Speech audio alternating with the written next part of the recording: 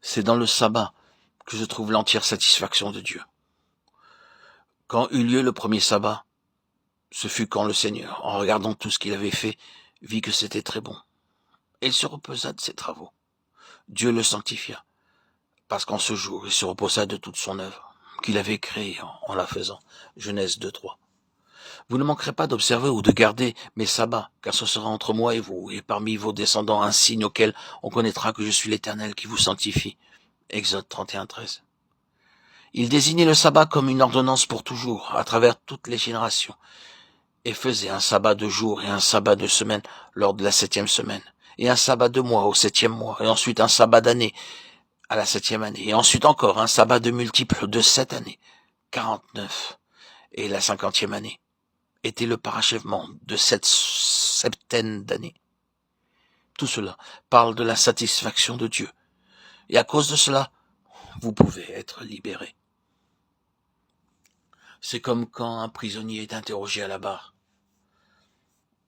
Son cas est satisfaisant. La sentence tombe et le juge dit « Je suis satisfait, vous êtes acquitté ». Pourquoi est-ce que vous êtes acquitté? Cela, bien sûr, nous amène à la lettre aux Romains. Vous êtes acquitté parce que Dieu est satisfait. Ainsi, le Seigneur Jésus réunit tout cela en lui-même. Et il devient le sabbat personnel du Seigneur, Dieu, le bien-aimé dans lequel Dieu est satisfait. Quand il est à la droite de Dieu, Dieu est satisfait. Et la grande amnistie est proclamée. L'évangile du Dieu satisfait alors nous est donné notre liberté. Vous savez que tout cela arrivait l'année du jubilé. Tous les esclaves étaient libérés. Toutes les propriétés cédées devaient être rendues à leur véritable propriétaire. La libération de toutes sortes de liens et d'esclavage était proclamée. Ce devait être une période de joie, de libération. Oui. Il n'y a rien de plus joyeux que notre évangile. Et il ne devait pas y avoir de gestes plus joyeux que ceux qui ont un tel évangile. C'est l'évangile de la gloire d'un Dieu satisfait.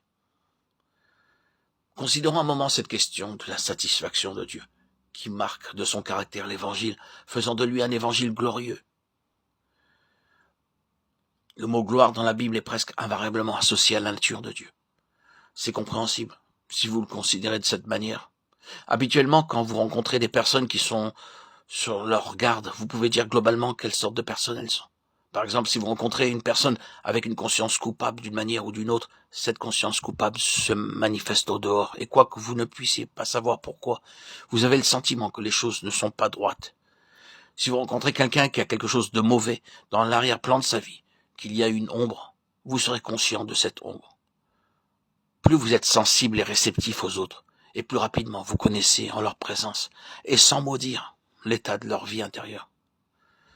Vous enregistrez quelque chose intérieurement. Cette personne n'est pas transparente, elle est sournoise.